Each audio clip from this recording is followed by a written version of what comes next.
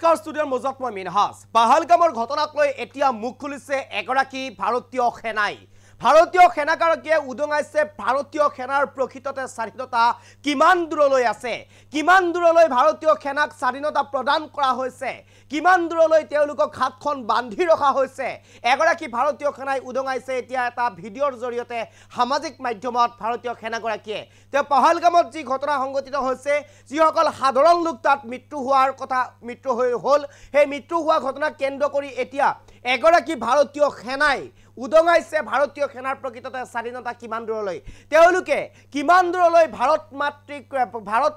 মাক সেৱা জনাব পাৰে কিমান দূৰলৈ তেওঁলোকৰ হাতত স্বাধীনতা আছে কিমান দূৰলৈ তেওঁলোকক এৰি দিয়া হয় কেনেকৈ তেওঁলোকক স্বাধীনতা কেনেকৈ তেওঁলোকে ভাৰতক ৰক্ষণাবেক্ষণ দিবলৈ কিমান পৰ্যায়লৈ তেওঁলোকক এৰি দিয়া হয় আন ৰাষ্ট্ৰৰ সেনা জোৱানসকলক যেনেকৈ স্বাধীনতা প্ৰদান কৰে ঠিক তেনেদৰে ভাৰতীয় সেনাসকলক স্বাধীনতা প্ৰদান কৰে নে নকৰে তাক লৈ এতিয়া প্ৰশ্ন উত্থাপন হৈছে আৰু ইতিমধ্যে ভাৰতীয় সেনাগৰাকীয়ে এটা ভিডিঅ'ৰ জৰিয়তে সামাজিক মাধ্যমত তেওঁ উল্লেখ কৰি কৈছে ভাৰতীয় সেনাক আমেৰিকান সেনাৰ দৰে বা পাকিস্তানী সেনাসকলৰ দৰে আমাক তেনেদৰে স্বাধীনতা প্ৰদান কৰা নহয় আৰু যাৰ বাবে কিছু ক্ষেত্ৰত আমি ৰখি যাবলগীয়া হয় কিছু ক্ষেত্ৰত আমি বাধাৰ সন্মুখীন হ'ব লগা হয় আৰু যাৰ বাবে আমি সম্পূৰ্ণৰূপে কাম কৰিবলৈ সুযোগ নাপাওঁ যেতিয়ালৈ ভাৰতীয় সেনা হিচাপে কাম কৰিবলৈ নিদিব যেতিয়ালৈ ভাৰতীয় সেনা হিচাপে তেওঁলোকৰ স্বাধীনতা প্ৰদান নকৰিব তেতিয়ালৈ কোনো কাৰণতে তেওঁলোকে আগবাঢ়ি যাব নোৱাৰিব বুলি মন্তব্য কৰিছে এই মুহূৰ্তত ডাঙৰ খবৰ বুলি ক'ব লাগিব এগৰাকী ভাৰতীয় সেনাই উদঙাইছে এতিয়া সেনাৰ প্ৰকৃত স্বাধীনতা প্ৰদান কৰা হৈছে নে নাই সেনাগৰাকীক সেনাসকলক ভাৰতীয় সেনাসকলক তাক লৈ এতিয়া প্ৰশ্ন উত্থাপন হৈছে পাহালগামৰ ঘটনাক লৈ এতিয়া সামাজিক মাধ্যমত চৰ্চাৰ শীৰ্ষত থকা পৰিলক্ষিত হৈছে এগৰাকী সাহসী সেনা জোৱান বীৰ সেনা জোৱানে ইতিমধ্যে মন্তব্য কৰিছে প্ৰকৃত এগৰাকী সাহসী সেনা জোৱান আৰু সেনা জোৱানগৰাকীয়ে সামাজিক মাধ্যমত ভিডিঅ'ৰ জৰিয়তে এতিয়া সেনাৰ প্ৰকৃত স্বাধীনতা কিমান দূৰলৈ তেওঁলোকে কাম কৰিব পাৰিব এই সকলো কথা এতিয়া উন্মোচন কৰিছে উদঙাই দিছে এই মুহূৰ্তত সেনা জোৱানগৰাকীৰ সেই বিশেষ এক্সক্লুসিভ মন্তব্যটো আমাৰ হাতত আছে শুনাব বিচাৰিছো बेलगाम अटैक सिविलियंस किल्ड हेलो दोस्तों बेलगाम अटैक सिविलियंस किल्ड क्या बोलूं कई बार है ना इंडियन फोर्स को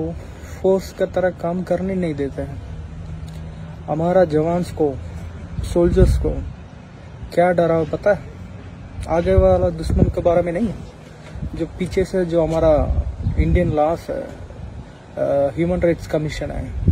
गवर्नमेंट एजेंसीज का जो ऑफिसर्स है कोर्ट है जजेस है इन्हीं के ऊपर थोड़ा बहुत डरा हुआ है हाँ मैं खुल के बोल रहा हूँ क्योंकि फोर्स का तरह काम करना देना चाहिए हाँ अभी कश्मीर में बहुत सारा प्लेस में ड्यूटी करके आया हूँ वहाँ का रियलिटी है ना जो ड्यूटी करने का तरीका है काम करने का तरीका है उसको देख के आया हूँ करके आया हूँ मैं इसलिए बोल रहा हूँ